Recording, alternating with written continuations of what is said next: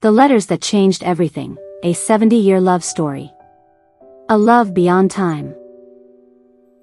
I never believed in fairy tale love until I found my grandmother's letters hidden in her attic 3 days after her funeral.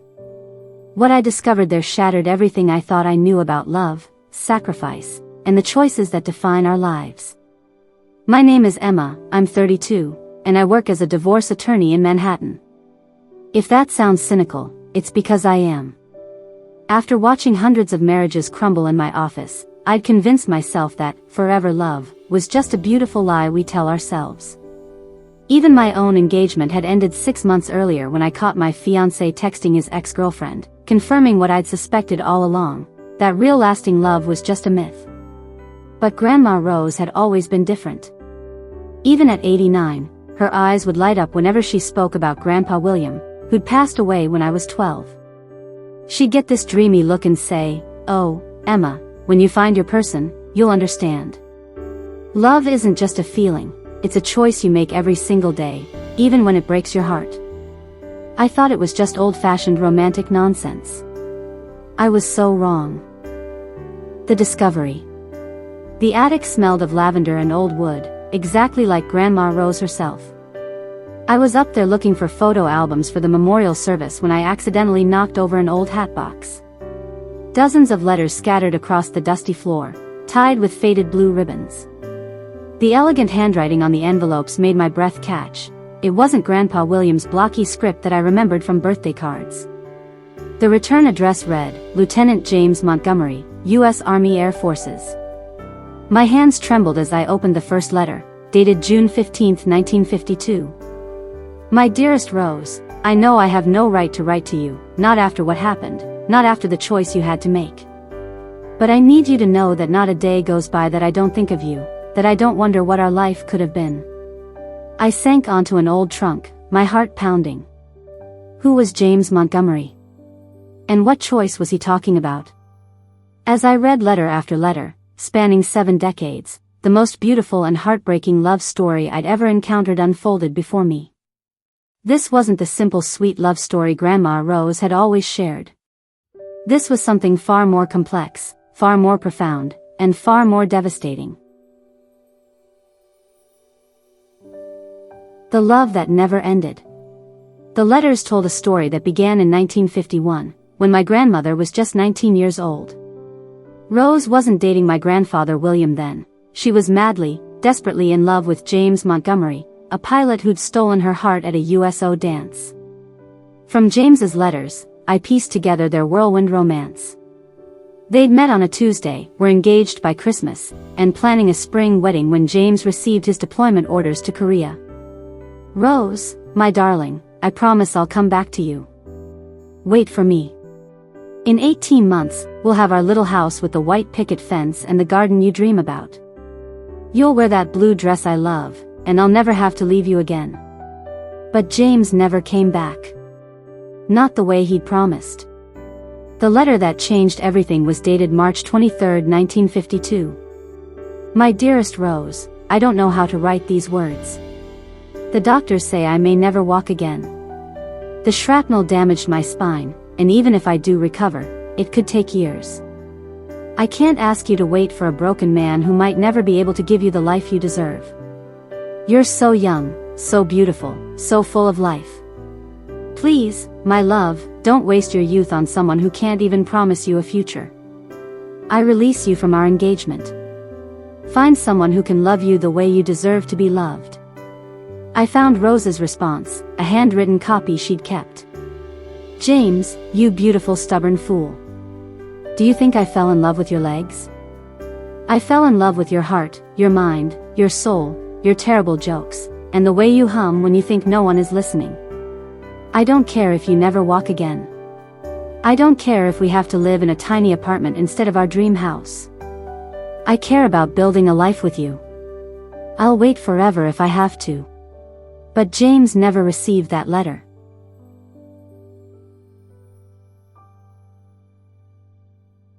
The choice that broke 2 hearts.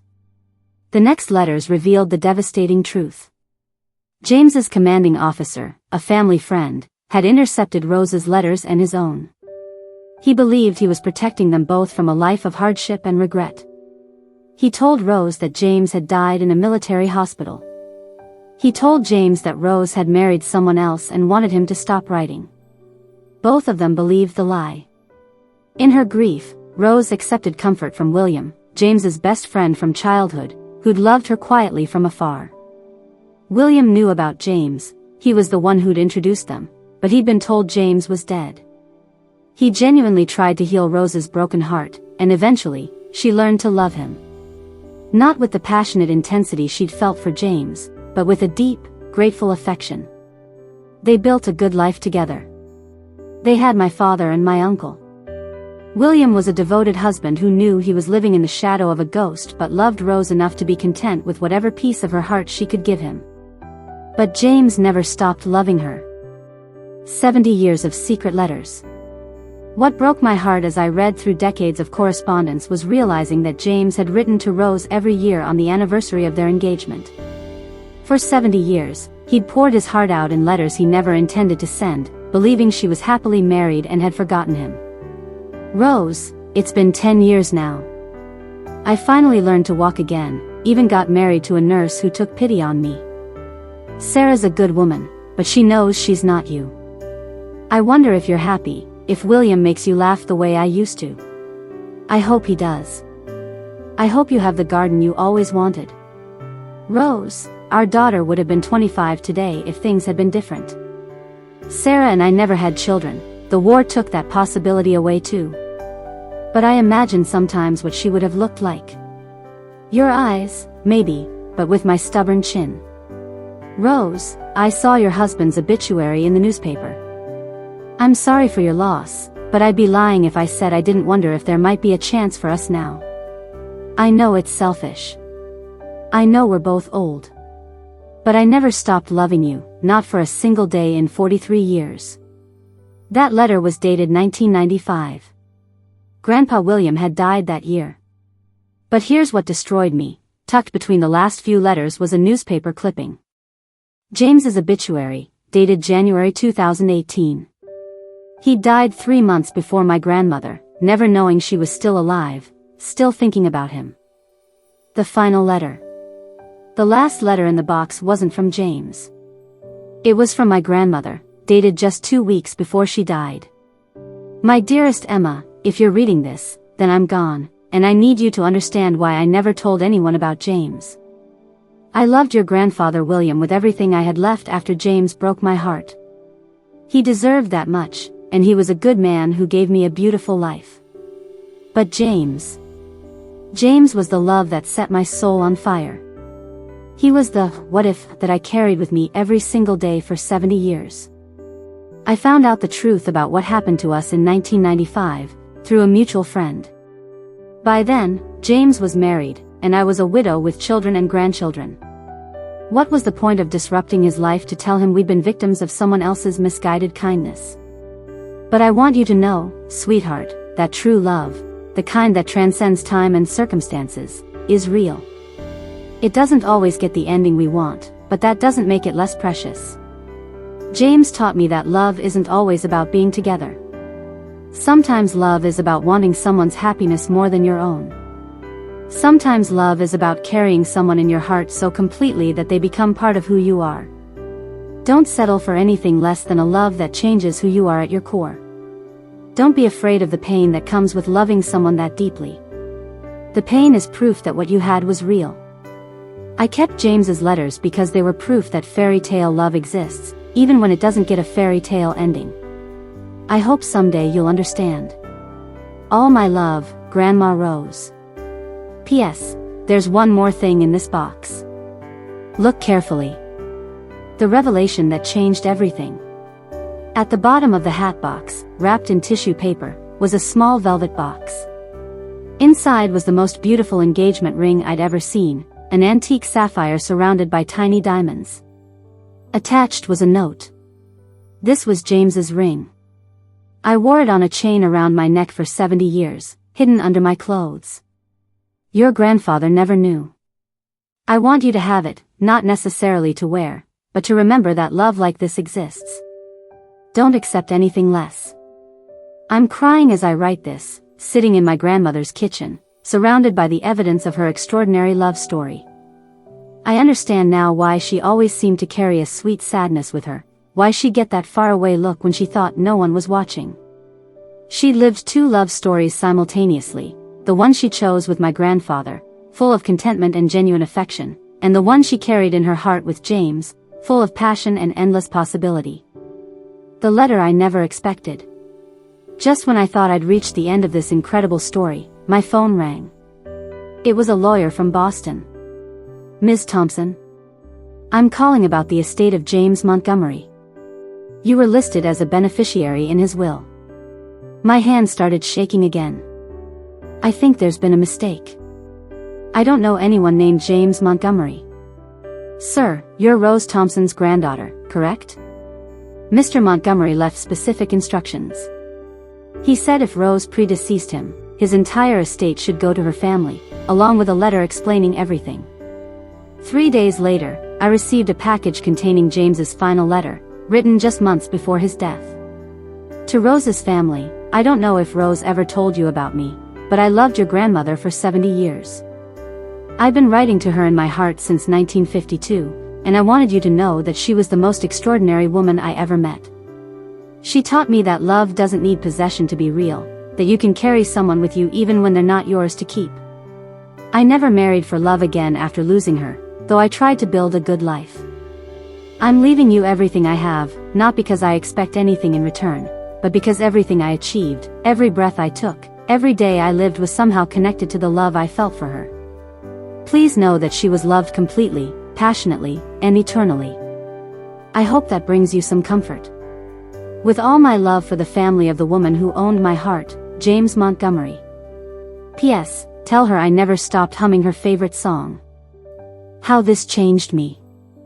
I'm writing this story 6 months after finding those letters, and I'm a completely different person than I was that day in the attic.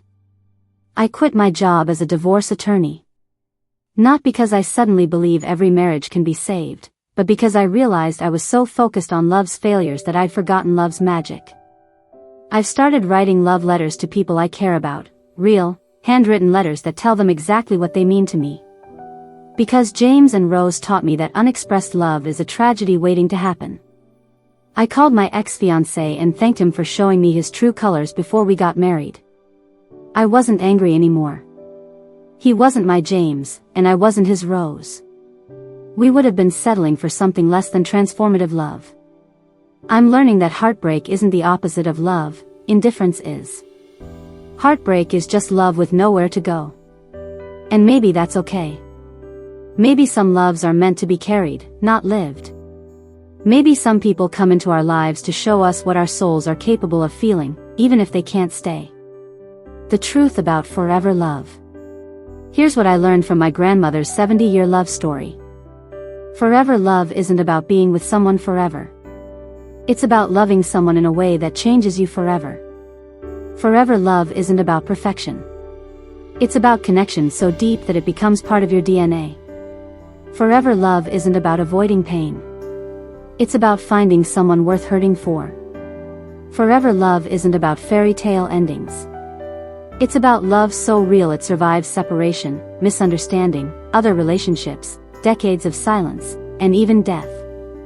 My grandmother carried James in her heart for 70 years, and in doing so, she carried a piece of pure magic. She taught me that love is not a limited resource. The heart doesn't have a finite capacity. Love multiplies, it doesn't divide. She loved William enough to build a life with him. She loved James enough to let him go. She loved both of them enough to honor what each relationship gave her.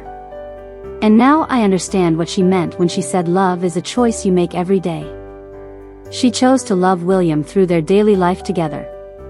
She chose to love James through her memories and dreams. She chose love over bitterness, hope over cynicism, gratitude over regret. My promise.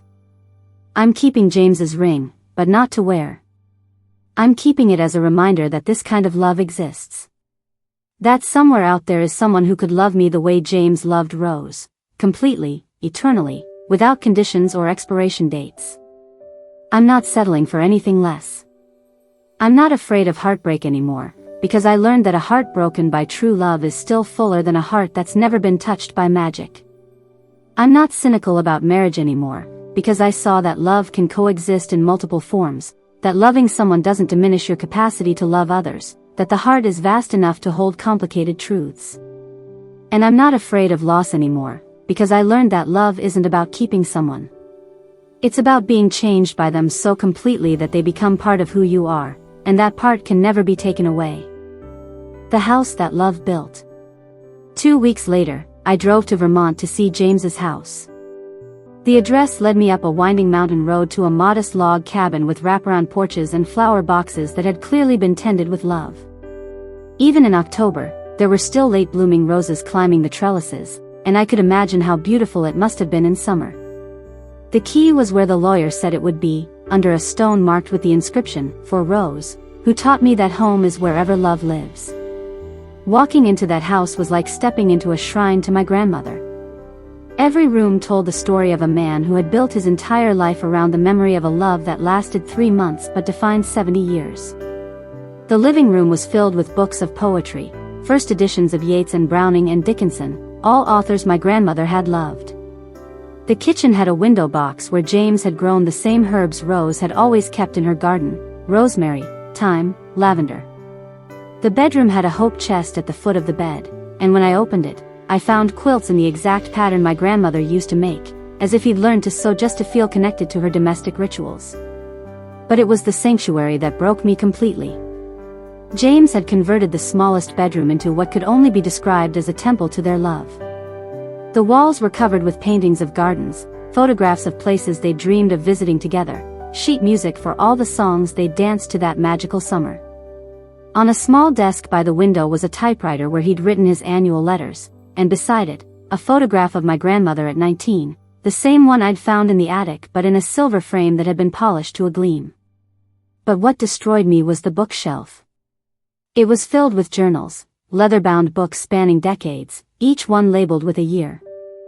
I opened the one marked 1995, and found pages and pages of entries addressed to Rose, chronicling his daily life as if she were there to share it with him. "Rose, I fixed the back porch today. You would have laughed at me trying to hammer nails with arthritic hands. I could practically hear you saying, 'James Montgomery, call a professional before you hurt yourself.' But I wanted to do it myself, the way we used to talk about fixing up our dream house together. Rose, I saw the most beautiful sunset tonight, pink and gold spreading across the mountains like spilled paint. I wished you were here to see it with me. I wished I could hear you say something poetic about how the sky was showing off just for us. Rose, I'm 73 years old today. We would have been married 44 years if things had been different. Would we have been one of those couples who still hold hands at the grocery store? Would we have traveled the world or been content with our little garden? Would we have had children who got your eyes and my stubborn streak? I think about these things more than I probably should. 7 decades of one-sided conversations with the woman he'd never stopped loving. The discovery that changes everything.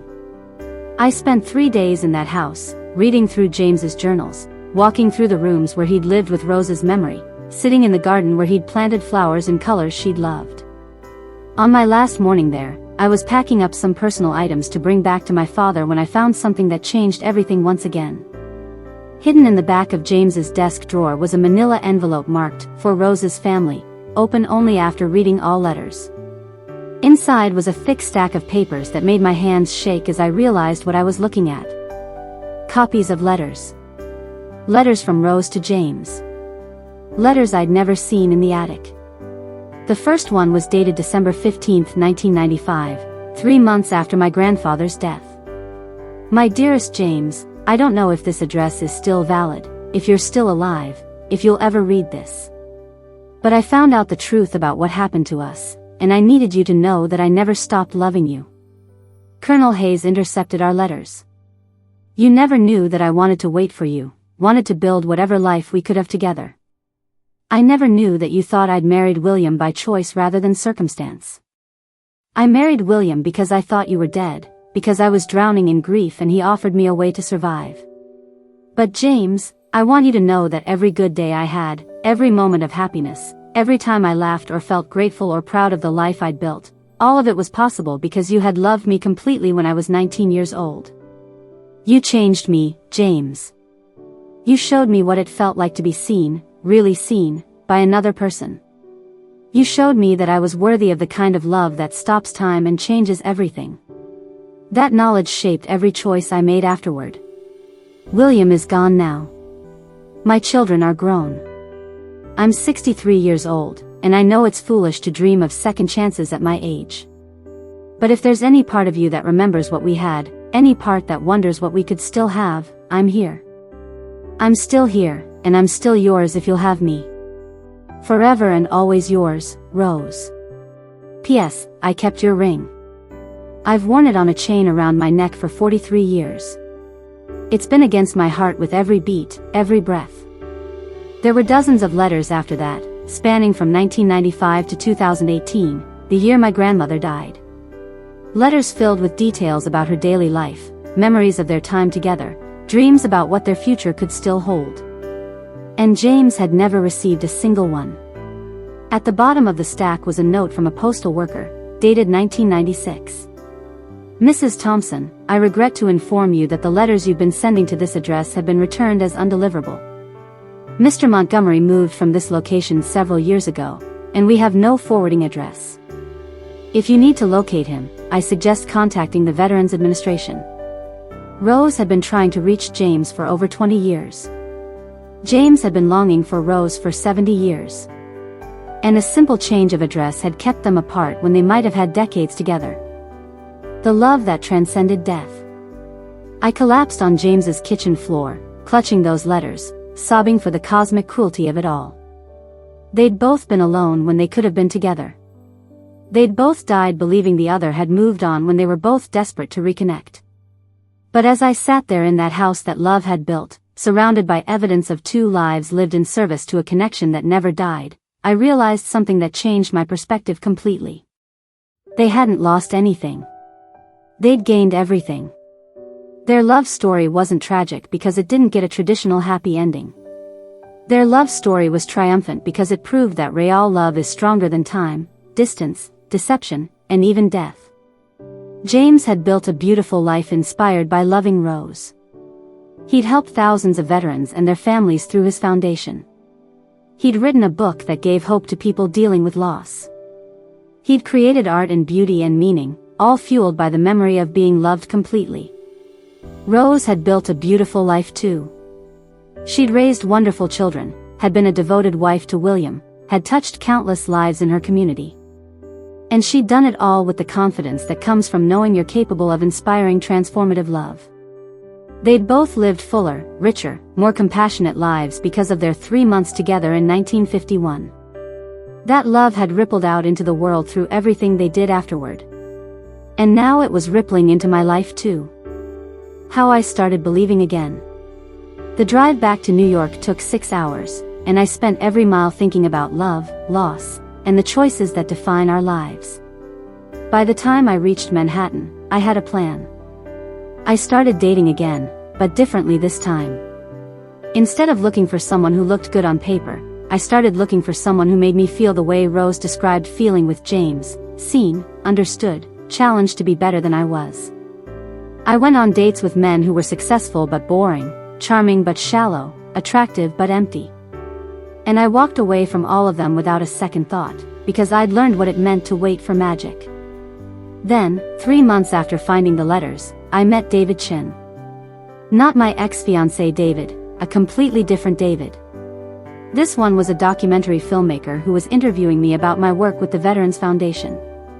He was passionate about telling stories that mattered, had kind eyes and rough hands and a laugh that made me want to spend hours making him do it again. When our interview was over, he said, "Can I ask you something personal? What made you change careers so dramatically? From divorce attorney to veterans advocate?" I could have given him a simple answer about wanting to help people.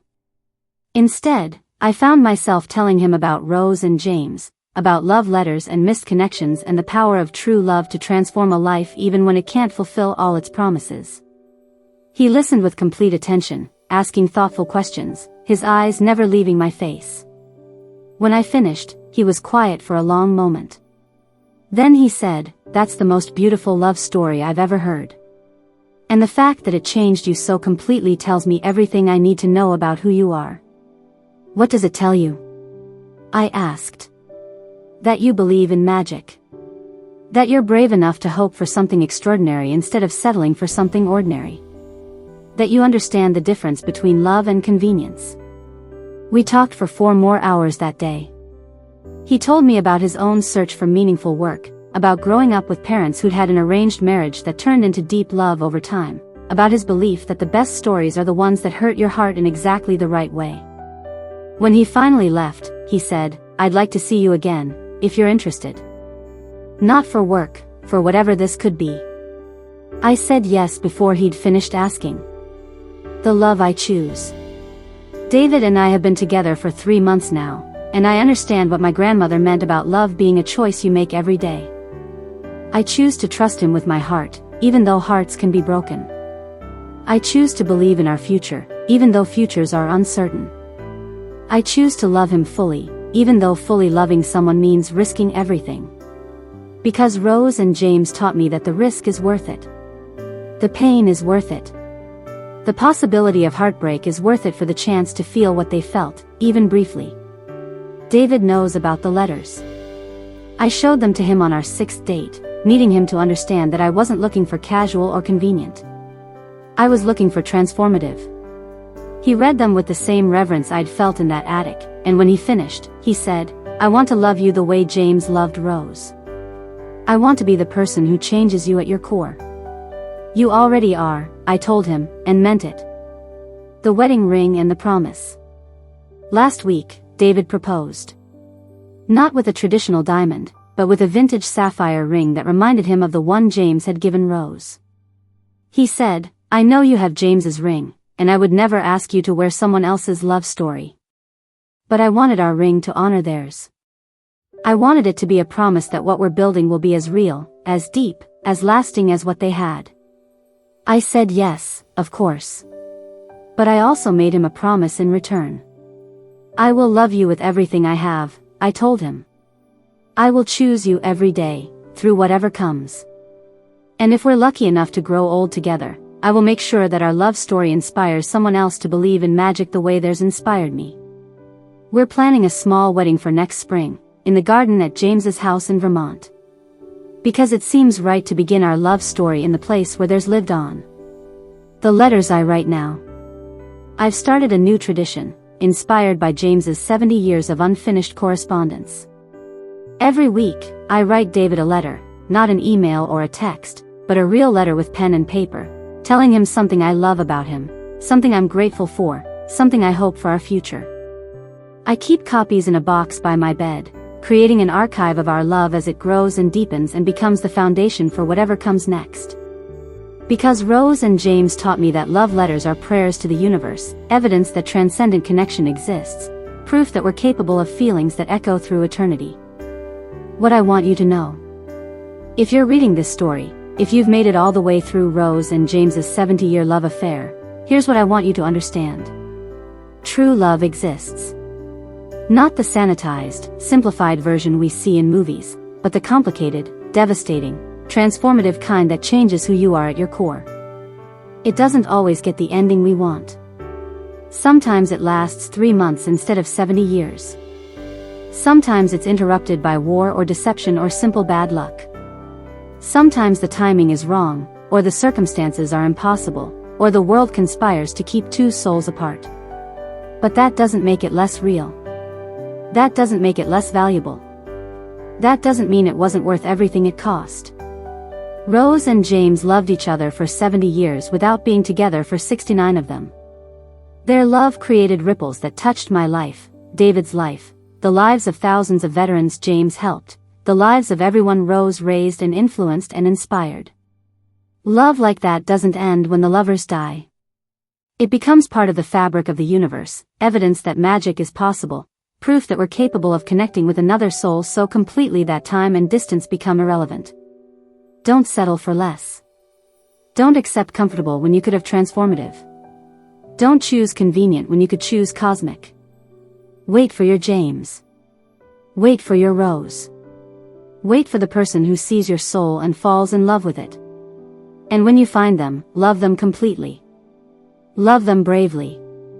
Love them in a way that echoes through eternity. Because somewhere, two 19-year-olds are dancing to The Way You Look Tonight, in a place beyond time, and they're proving that forever love is real. The kind that changes everything. The kind that lasts. The kind that's worth waiting for. 3 months after writing this story, I received a letter from a woman in Kansas who had read it online.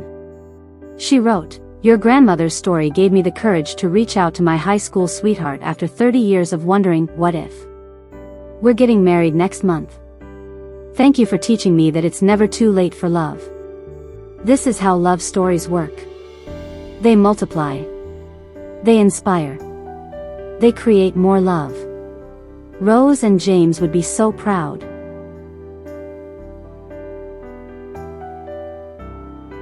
If this story touched your heart, please share it with someone you love. Tell them what they mean to you. Write that letter you've been putting off. Love boldly, love completely, love without guarantees. Because somewhere, a 89-year-old woman and a 91-year-old man are finally together again, and they're probably laughing at the beautiful, complicated, heartbreaking, perfect love story they created. Don't let fear keep you from writing yours. Thank you for watching. Please subscribe, like and recommend our channel to other friends and family. See you next time.